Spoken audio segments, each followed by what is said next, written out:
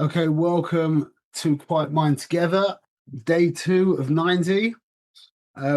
So we're still finding our way of how to do this. I think what we're going to do is I'm going to read through the whole thing, should be about 4 minutes, and then we'll go back through the whole thing again. And just to remember, the reason why that's not such a problem with this book is because all this book is, it's not, there's nothing difficult to get here, there's nothing difficult to understand. What we're trying to do is to become aware, is to fix our mind. Like we're going to see, this is what we say in this chapter.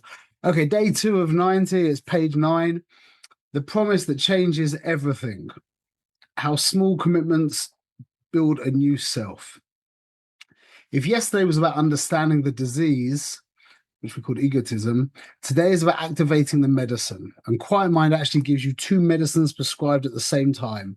The first, and don't get confused by the simplicity, is the promise you make to yourself, the commitment to show up, read each day, and complete the full 4 cycles over the year.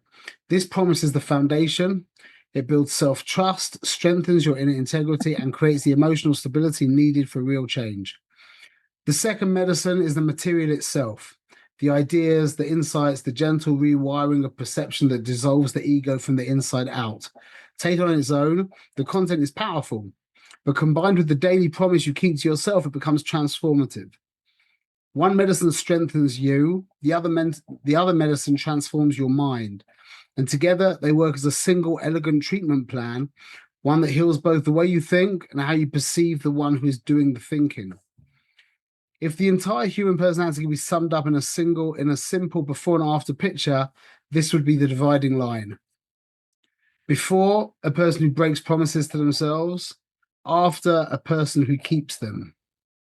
Every inner struggle, every regret, every why am I like this can be traced to one of 2 places. Things that you do that you wish you didn't, and things that you don't do that you wish you did. The bridge between those 2 worlds is astonishingly small. A promise you take seriously. Not a vow, not a dramatic from this day forward moment with background music and a sunset. Just a tiny, doable commitment and the quiet courage to honor it. Let's be honest, many people avoid committing to anything because they're exhausted from disappointing themselves. They're tired of the heartbreak of dropping the ball again, tired of the emotional hangover that follows every broken intention. But here is the secret no one teaches us.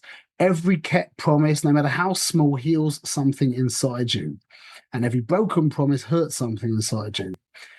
Keeping a promise strengthens the muscles of dignity, power, and self-trust.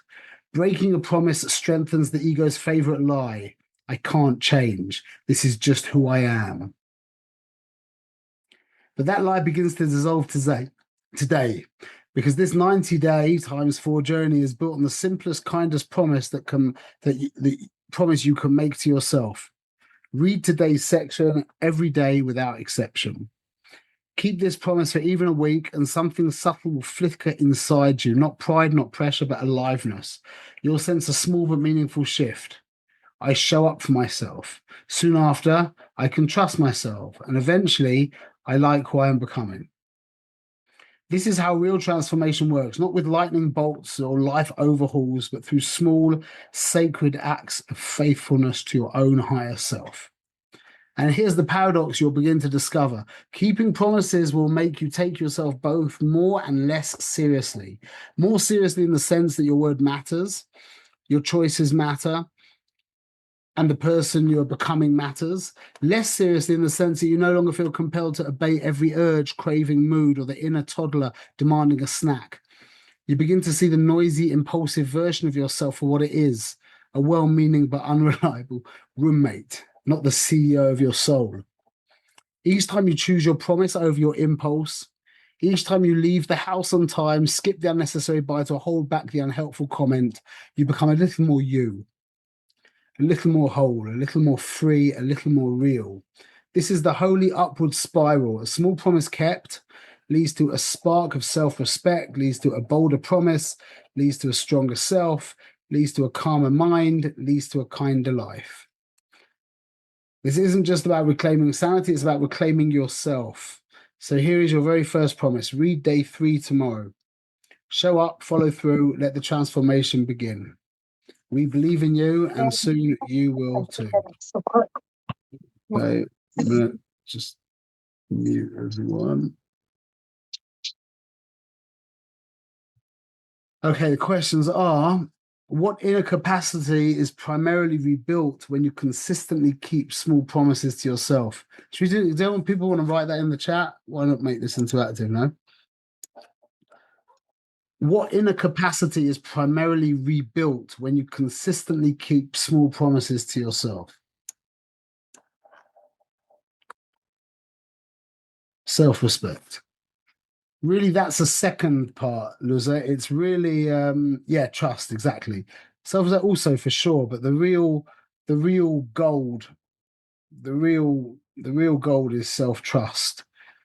That's everything. If you can trust yourself, you realize what that means. If you can actually trust yourself, when you say, okay, that's it, no more, and it's no more.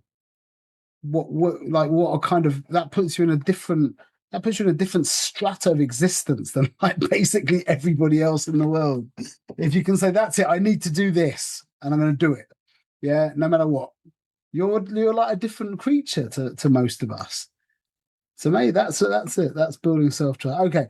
Why does the author describe a small daily commitment as more transformative than dramatic vows or life overhauls? Anybody want to mention the Tanner, the sage from a couple of thousand years ago, who taught us this in the most profound way?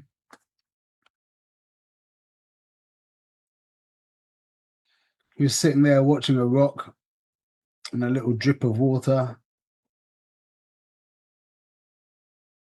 dropping into the rock, and he saw it making the hole exactly.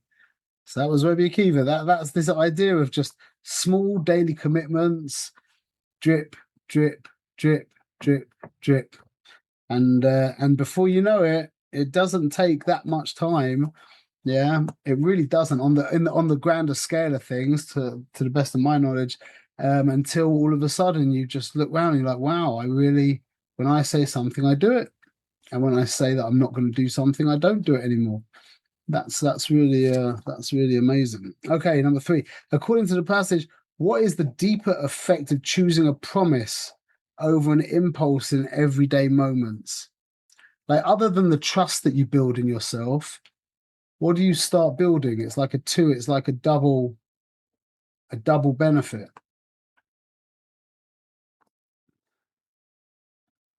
You start to be able to say no to yourself. You build the habit of being able to actually go above and beyond what you feel like doing and doing what you know you need to do.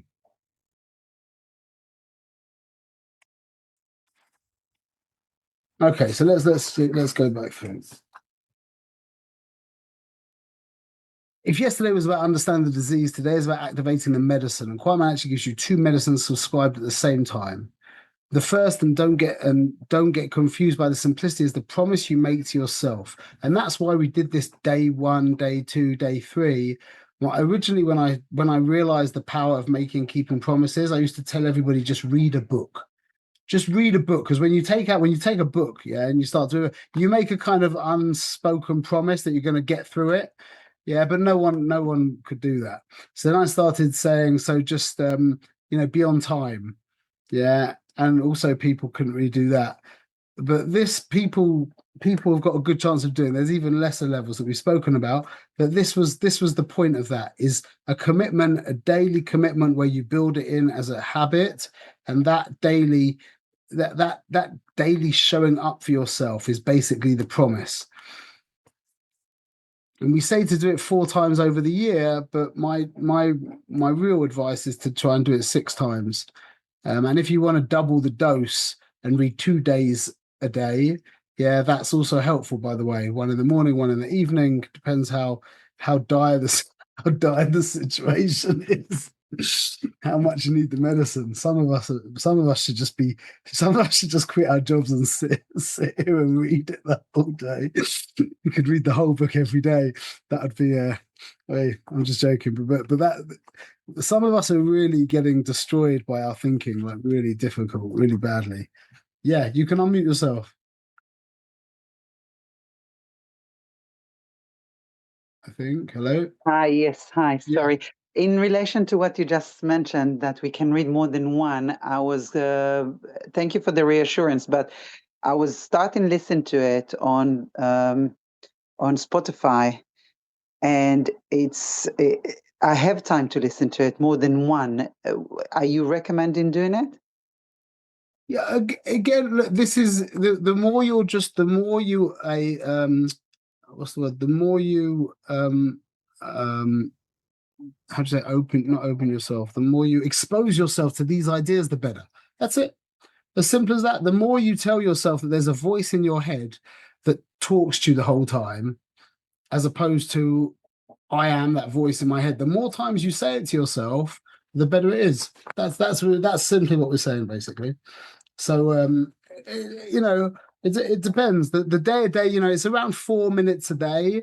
If you could do it once in the morning, once in the evening, again, it depends on where you're holding. Like some people are going through absolute Gehenna with that voice in their head. Some people and it's not. It's usually the people who are going through Gehenna with that voice in their head. Yeah, their dear and near ones are going through a much deeper Gehenna as well. So so a word to the wise. Don't take on too. Don't do too much. Don't take on if you can't do it. That will be you could also have like you could have your daily thing, and then you could maybe just have it knocking around as a with a different. You have your yellow tab for your daily thing that is that you're religious about, and then you have another tab that if you just have some spare time and you're knocking around and you get through it, then you can do that as well. You judge it yourself, but the more you're exposed to this book, the better, in my opinion. Okay, Right. so It just feel after each time that I listen that I want to listen to more. It just that's feels good. Yeah, like that's great. But then that's it's it really it's like that's why we put this together because it's really a special thing. It's really something that is different to everything else that I know of, basically. Um, okay, Okay, so thank you. I actually recommend you're welcome. I actually recommend 6 times, or even more. But just that's it. There's no, and it depends. Maybe you don't need it that much. Maybe you need it more. It depends on how entrenched you are in these thinking patterns. Okay, it builds self-trust, strengthens your inner integrity, and creates the emotional stability needed for real change. Absolutely. Okay, the second medicine is the material itself. So that was we actually just were speaking about this now. That is the medicine of just coming through for yourself. Yeah, where you end up with self-trust, integrity, and it gives you emotional stability, and it also gives other people around you that's who you want around you. You want to be surrounded by people who are trustworthy. That's who we all that yeah, that's not English. Everybody wants that. You want to be surrounded by people who are trustworthy. Trustworthy mean comes from you being trustworthy in yourself. So that's the foundation for the family, for all of our families. Whoever has children, or if you don't have children, whatever it is, whatever your close people who are close to you, the more trustworthy you become in yourself, the more of a pillar you become for other people, and the more solid their lives become. That's a fringe benefit, so to speak. Okay, the second medicine is the material itself, the ideas, the insights, the gentle rewiring or perception that dissolves the ego from the inside out. Taylor's own the content is powerful, but combined with his daily promises, you keep to yourself, it becomes transformative. That's the point. Is the two things is the commitment to yourself every day, and then by the way, you should keep in mind that after a little while, once it really becomes a habit and it becomes ingrained, you're not really getting the benefit of coming through for yourself. Once it's become absolutely habitual, then you have to think of adding something to make it that you're keeping a promise to yourself again. Yeah, remember that's the rule of diminishing returns. Okay, like my friend who took on to make his bed. Yeah, he was in a terrible state, and he took on his one commitment was I'm going to make my bed. Yeah, that was 8 years ago, I think, and he didn't move on from that, and he's still in a terrible state. So we have to, we have to, and you know what? It gets scarier. Sorry to say this, Jewel, but it does get scarier because as you commit to bigger things, they become worth less. So just to give you that, like, it doesn't get easier. Just keep that in mind. Life, the fight doesn't get easier. It stays basically that. In fact, in a sense, it gets harder. Why? Because if you're operating on a really like high level with very high value, high quality commitments, very difficult commitments, then you feel much more what's the word, at liberty to like let go. Like I'm whatever. I live in an intense like reality what I put on myself, and over the past couple of months, it's been really, really intense with loads of different stuff. Yeah. So instead of me having to like, I just like let go of of a lot of my, my start commitments, and my life is like, oh, Hashem. But I haven't really like let go of, I haven't like regressed in a sense. I've just let go of well, I think everyone understands. So as we do go further, yeah, the commitments need to, you're not really making a commitment. Like we said, if you keep making your bed for 8 years, yeah, you're ready to move on after that. After a month or two of making your bed, then you're able to, what's it called? Puff up your pillow as well, maybe for a month or so. And then eventually you might even, put your clothes away or something, whatever it is. But we're on our different levels, and then Hashem sends you. I'm just looking right now at what the project that Hashem has sent me to do now, and it's posh, scary to look at that set of books that I'm contemplating trying to get through this year. Yeah. So one medicine strengthens you, the other medicine transforms your mind. That's really what we're talking about here. Is we're talking about you. That's the trustworthy part, and then we're talking about your mind. That's the patterns of how you think. That's what this book is trying to help you with, the actual content of the book. And together they work as a single, elegant treatment plan, one that heals both the way you think and how you perceive the one who is doing the thinking. If the entire human personality could be summed up as a simple before and after picture, it would be someone who breaks promises to themselves and someone who keeps them. And remember, this doesn't mean that you can all of a sudden just make any commitment and you'll be able to do it. Yeah. If you make the commitment, you'll be able to do it. But there could be things, for sure, there will be things that are beyond you and you won't make that commitment. That's very admirable. To not make commitments to things that you won't be able to keep. The goal is making commitments that are just above where you're holding, not things that are way above where you're holding, because that's just going to end in disaster, obviously. Yeah, Oogie, you saying something?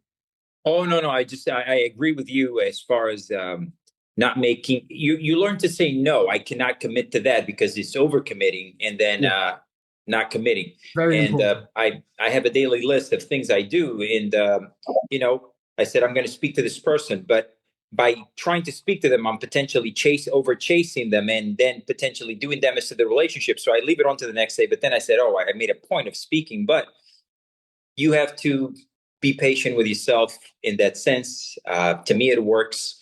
And, I move it, I quote unquote, move it down the line. But eventually when I find, okay, I need to speak to this person because now it's needed, rather than just trying to, like overcommit and not coming through, and then does more damage then. Okay. Tov.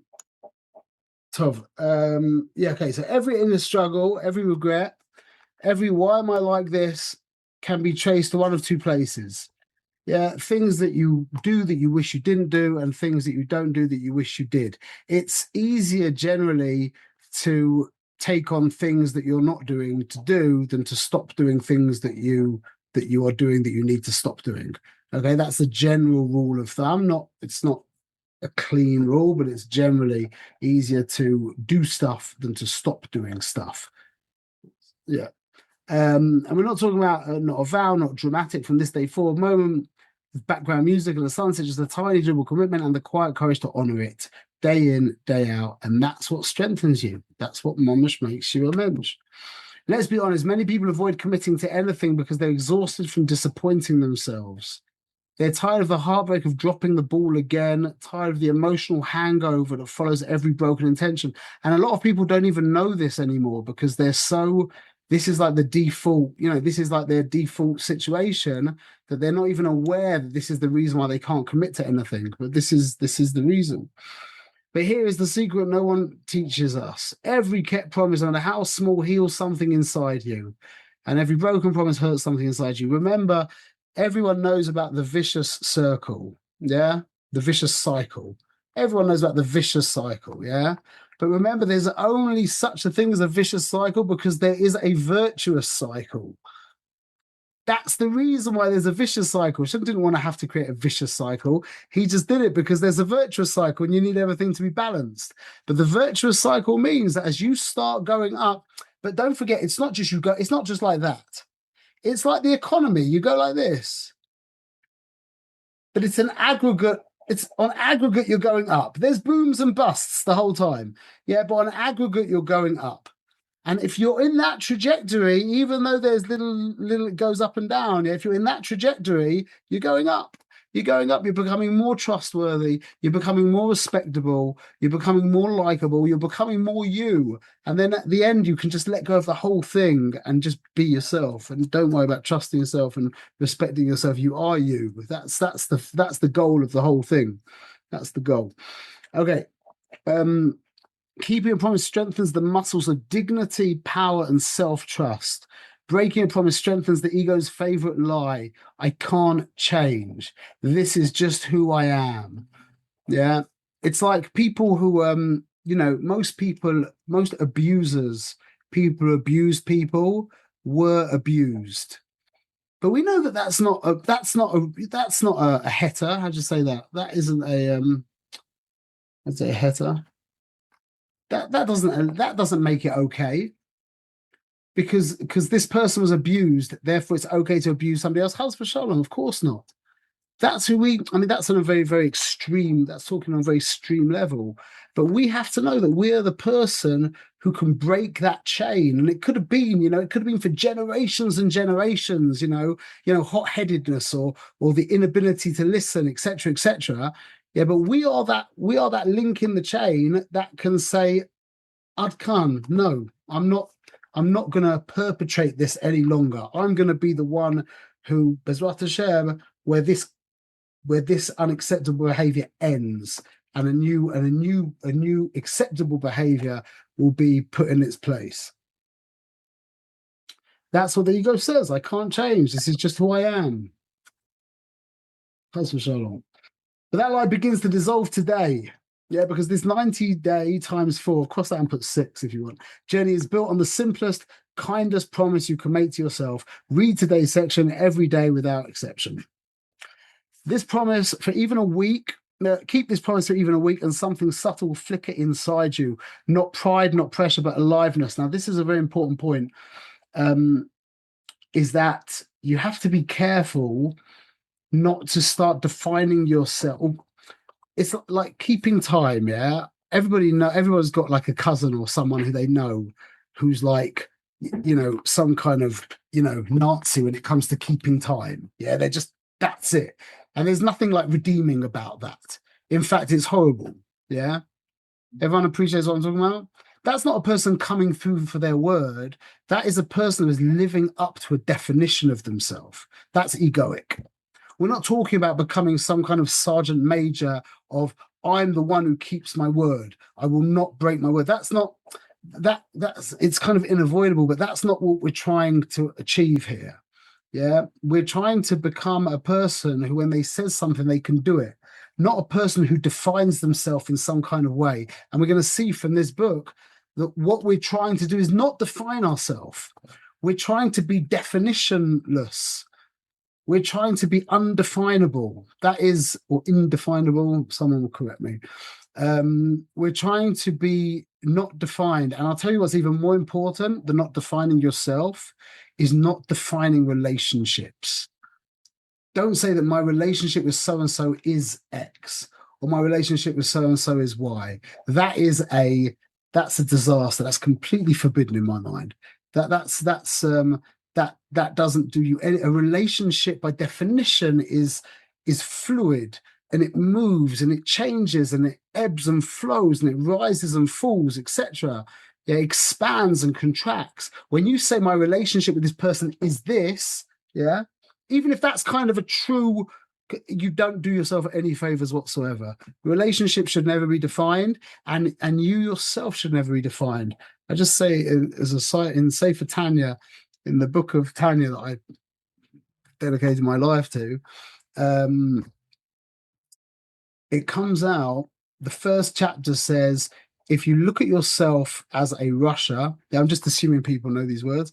If you look at yourself as a Russia, you're basically going to go into a depression. Yeah. Then it comes out at the end by chapter 13, according to the Tanya's definition of a Russia, is that we're all Rishoyim. Yeah. If you do one thing wrong once a year in thought or speech or action, then you're a Russia. That's the definition of the Tanya. So how do you deal with that? The first chapter of the Tanya says, don't think of yourself as a Russia, because you're not gonna be able to serve Hashem b'simcha, and that can't be. And then by chapter 13, it basically says you're a Russia. The answer is, don't think about yourself.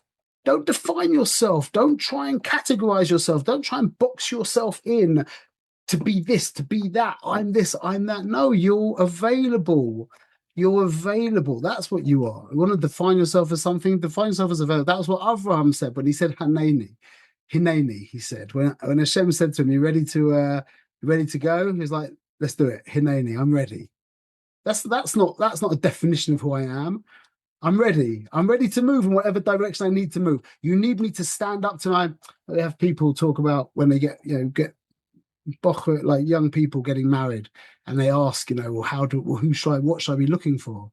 And I say to them that you realize that if you're looking for like a very soft, kind, gentle man, says to a woman, then you have to know that if you have really loud, aggressive children, that's going to be a problem. Or if you've got neighbors that need someone to stand up to them, that's going to be an issue, because he's going to be very soft and kind and softly spoken, etc. Or if you're looking for a real, like a real man, a real manly, alpha male who's going to take care of you and protect you, well, then you're going to have to deal with, arrogance and anger and things like that as well.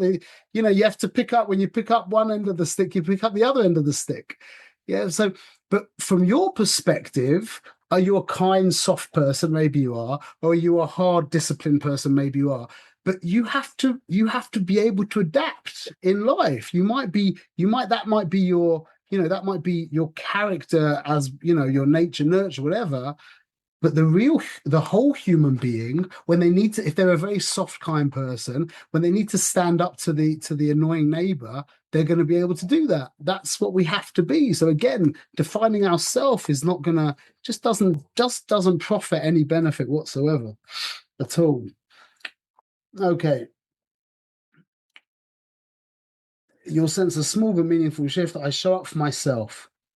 And then soon after, I can trust myself. Eventually, I like who I'm becoming. To be able to trust yourself is just like to be able to trust another person is just worth everything. To be able to trust yourself is worth much more than that. This is how real transformation works, not with lightning bolts or life overhauls, but through small, sacred acts of faithfulness to your own higher self. And here's the paradox you'll begin to discover. Here's what keeping promises will make you take yourself both more and less seriously. More seriously in the sense that your word matters. Your choices matter, and the person you're becoming matters. That's taking yourself more seriously. Less seriously in the sense that you no longer feel compelled to obey every urge, craving, mood, or the inner toddler demanding a snack. I had in the shul this week, I had a funny experience. A guy comes up to me, one of the Gabbai comes up to me and says, listen, people are arguing about the air conditioning. What do you want? And I said to him, I just don't really care. It's okay. It's on. It's fine if it's off. It wasn't such a thing to me. It's not like. And he was like, I just saw him. I go, oh, wow, Baruch Hashem. Someone who's just like, it's okay. Like, it's like everybody else says, yeah, I want it on. I don't want it on. I can't stand it. I hate it. I love it. If you could just not worry so much. Okay, maybe it's a little cold for you. If it's something I said to him, and this puts in perspective, I said to him, what's difficult in the winter when you have it on full heat and it's going in my face, yeah, that's a little bit hot. But then I just move seat to another place. Yeah, that's a little bit difficult. Yeah, that's actually like, it makes me feel a little bit ill. Yeah. So you have to pay attention to that. That's fine. But otherwise, like, to just be able to, like, you know, okay, it's not exactly the temperature that you want it to be. You're okay, it's not so bad. But what happens is it gets into our head that it's a little bit hot. And then before you know it, you start using the word boiling. I'm boiling. I'm dying. You know, I'm going to die. Quick, make it colder. And it's just, again, it's that vicious circle downwards. Yeah. So this is what helps you get over that kind of thing. Just doesn't matter so much. Like that voice in my head is saying, say that horrible thing to your wife again. You know, she did this again, and say it.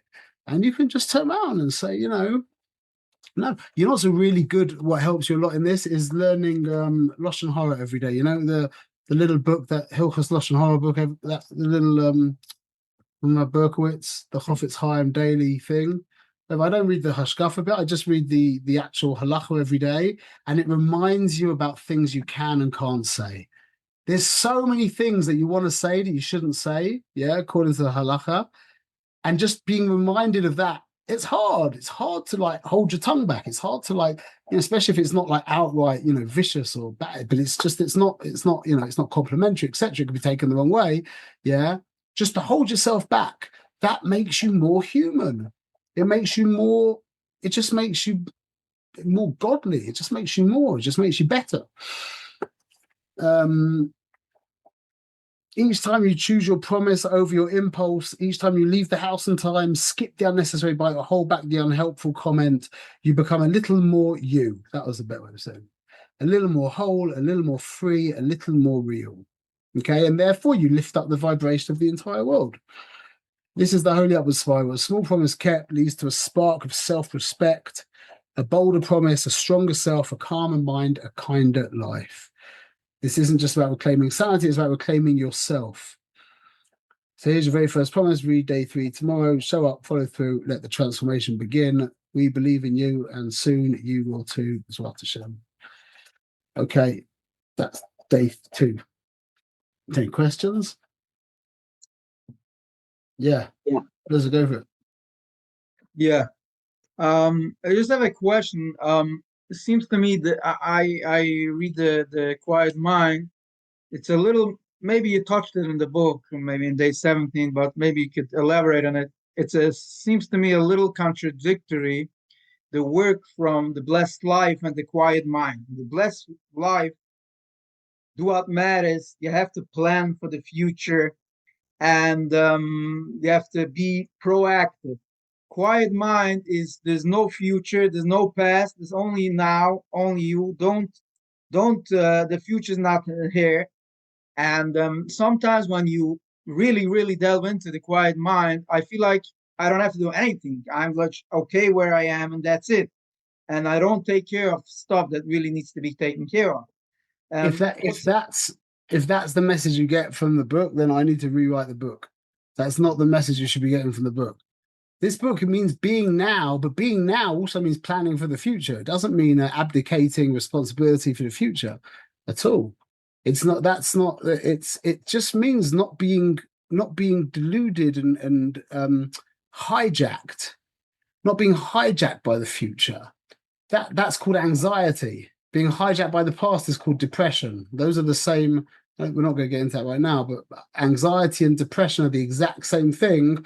It's negative self projected into the future or negative self projected into the past. That's anxiety, and so that's what this is about. But we're talking about becoming a free agent to be able to design your life in the most powerful and effective ways. So if you do see any when you go through that next time, yeah, when you bump into any of those what makes you feel like that, please send me a link and a highlight and show me where that is, because otherwise that needs to be either explained or deleted, because you shouldn't be walking away feeling that.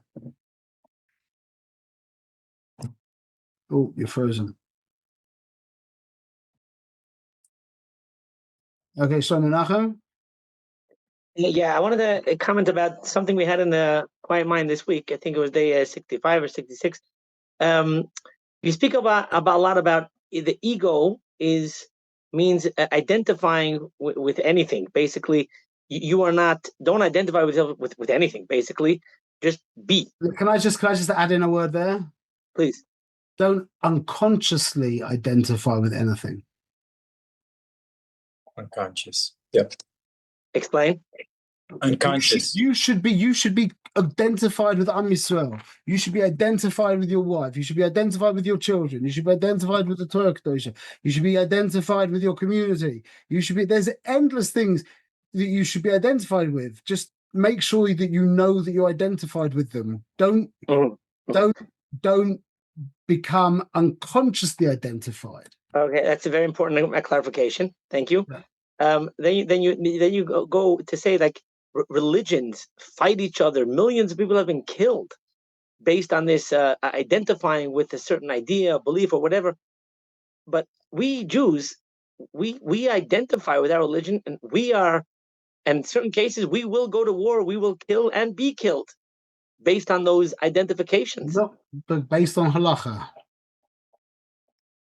I'm sorry, my understanding of Yiddishkeit, and I'm not saying this for any kind of sensational. I'm not saying this for the what's the word? I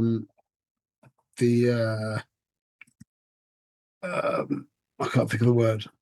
I'm saying with my hand on my heart, yeah, in the truest way that I can say anything. The only thing in the world that I know of that isn't a religion is Yiddishkeit. In our generation now, and for I don't know how long, it's turned into a religion. Yeah, it's not a religion, it's a relationship. It's a relationship with the Creator. Yeah, it's not a religion. A religion, in my mind, Islam is the ultimate religion. That's called identification. That's an ideology, which the root of that word is idol, just as a side point. Yeah, when you take ideas, and don't get me wrong, we've become very, very religious. You know, I said this last week. The least religious man that I know of to ever walk the face of the planet was Avraham Avinu. He was the one who gave up his ideology because God said to him, his ideology was we don't kill children. And God said to him, so kill your kid. And he was like, okay. He gave up his ideology. That is so we're not meant to be, we do have to go to war. You're right. There's lots of halachas. There's lots of things that Hashem likes and lots of things that Hashem doesn't like. Yeah, he doesn't like a Malek, and therefore we might have to, wage war against them.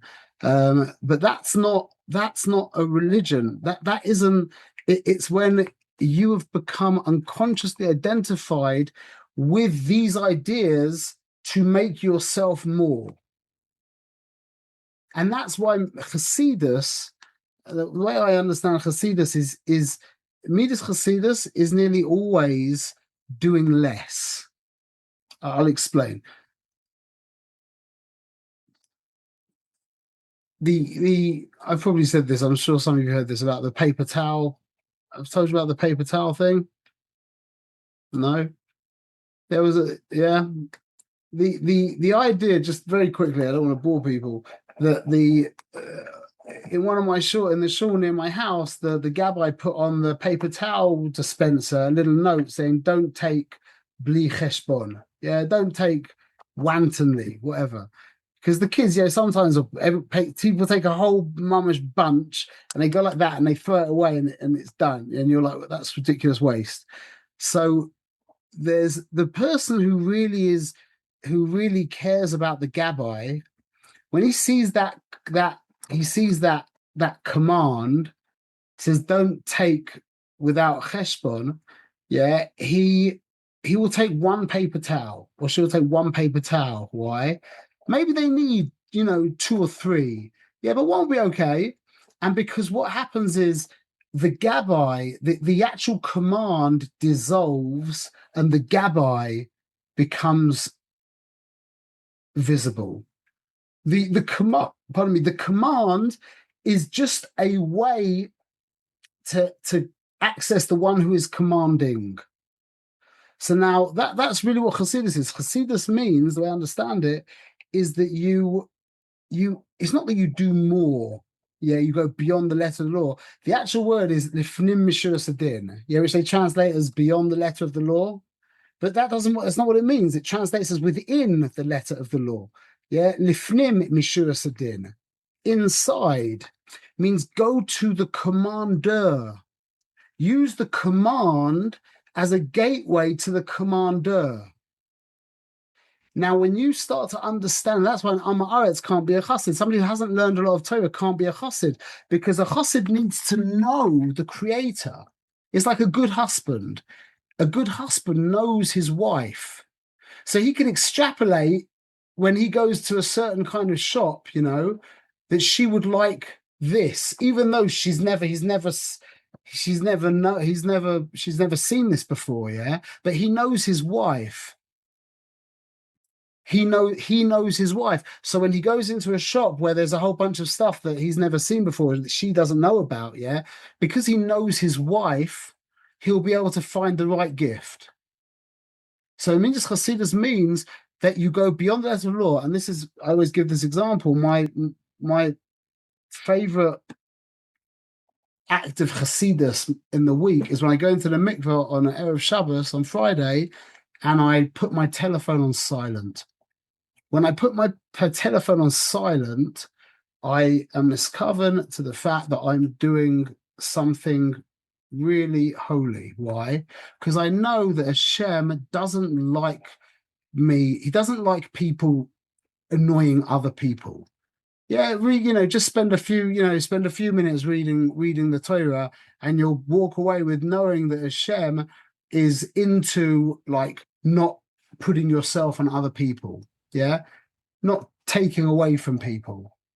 Yeah, when you're in the mikveh and the guy went and the phone is ringing, the whole, and you're sitting there and you've got that annoying noise in the background. That's annoying.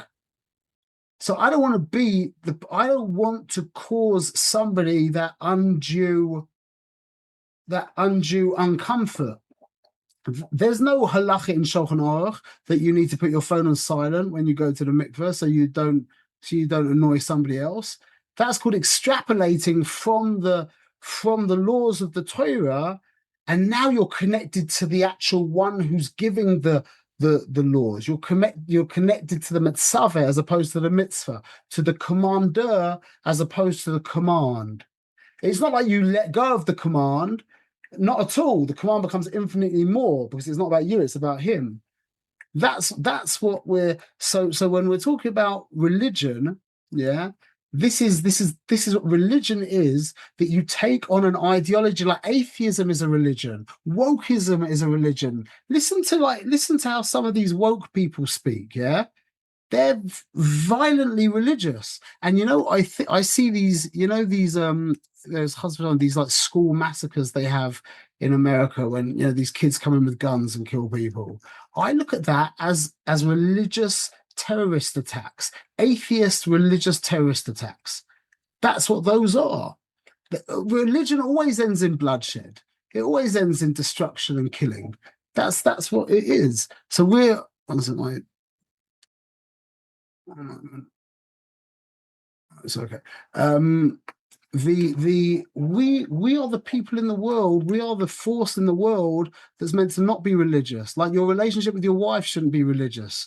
Your relationship with your husband shouldn't be religious. It's not about me being a good wife. It's not about me being a good husband. It's not about me. It's about the other. Religion is about me, about going to heaven, about making more of a mark for myself in this world. Yeah. We're here for the Ribono Shel Olam. We're here to serve Hashem. What's that got to do with me? Like we said over and over, it's not about me serving God. It's about God being served. It's not about me bringing my father the slippers. It's about my father having the slippers. That's called transitioning from being religious to being real, the way I understand. Does that make sense a little bit? Yeah. Good. Very good. Thank you. We discuss more. Yeah. Mrs. Licht. Yeah. Hi. So, I'm not sure if this connects into what you were just saying, but I've been, reading the Quiet Mind and working very hard, like on separating myself from my emotions and what's going on around me, and just like in little things, nothing like too major. So can I just say, can I jump in? Sorry, don't say separating yourself from your emotions. the word really, it's not, we don't want to separate, we want to just become aware of our emotions, and if need be, to separate ourselves from our emotions. So you're saying become aware, like I can, let's say, I don't know, the house is a mess, right? So, and Let's I'm say another way. getting Let's say differently. You have children, yeah? Yeah. How you have little kids? I have a little kid, yeah. 4-year-old, yeah, You a have a bunch of different 4-year-old. ages. You have a 4-year-old, yeah? And they do that thing again that's just absolutely gorgeous. And you're just overwhelmed with you just want to grab them and just kiss them forever and squeeze them and hug them, yeah? What, you should separate yourself from that emotion? No, I'm talking about like emotion, negative feelings, really. Then you should Yeah. separate from yourself from the emotions. That's the point. That's what I'm trying to say. We're not meant to separate ourselves from emotions. We're meant to separate ourselves from emotions that aren't helpful. Oh, okay. So emotions that are helpful is go into them in the deepest, most visceral, powerful, dynamic possible way that you can. When you're feeling overwhelmed with love for your child, lose yourself in that overwhelmness of love for your child. Well, what happens though if it's something? Let's say my son was getting bullied, and at one point I just kind of lost it a little bit, and I didn't really follow what I was supposed to follow. How do I separate myself? Like kind of see that emotion and say, okay, I have to, control myself. I kind of have to know or take a step back and know how to react and how to deal with it. That again, I don't know the situation. I don't know if you needed to do that. I don't know what the situation is, but the only way that I know of being able to deal with very, very powerful emotions is by keeping promises not in the heat of the moment. You can't just do that. You have to, it's like, trying to lift up a massive weight. You have to work up to that, you have to, to practice. Yeah, exactly. Practice. Okay. So that's what I thought. So that's why I was like, I'm practicing at different small little points in time. Yeah, and that's it. Hopefully when I have to deal with this. You're a soldier, but you're in training 24/7. And if you stay in training 24/7, when the war comes, you will be ready. You will, B'ezrat Hashem, you will be ready. Okay, I need to run now because we're starting a new class. But okay, I had fun anyway, but that was helpful for everyone. May I? Oh, yeah. Yeah, Ugly, but I have to run quickly. Yeah, go on. Okay. Can I speak a little bit? Yeah. Okay. So in regards to what she was saying just before, I have something that when you experience something, you can no longer experience it. And I think I'm going to add to what she said.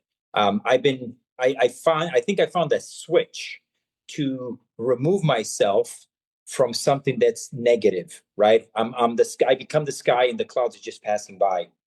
And all of a sudden, How do you do that? How do you do that? I don't know. It just happened. I looked at the sky. And then I did like literally a switch for a light. And inside my head went off. And all of a sudden, I was no longer that thought, right? I tried it before, but now for the first time, I felt it. This morning, I was praying, and I did that. I did that. And then all of a sudden, I felt love flowing through me. When I finished my prayer, my body was in such a state that I said, wow, this is incredible. So I felt that. So that's all I want to share. Wow. Yeah, because I know the quiet mind is working, and I feel like, this has nothing to do with day 1 and 2, but I've nothing to say, but just, It sounds like it's practice. That's what it sounds like. Yes. Every day. What else? Anything that isn't practice? Anything worth something that you don't have to practice? Right. Okay, everyone should be good bench. B'ezrat Hashem. Thank you so much. Thank you. My pleasure. Thank you, everybody.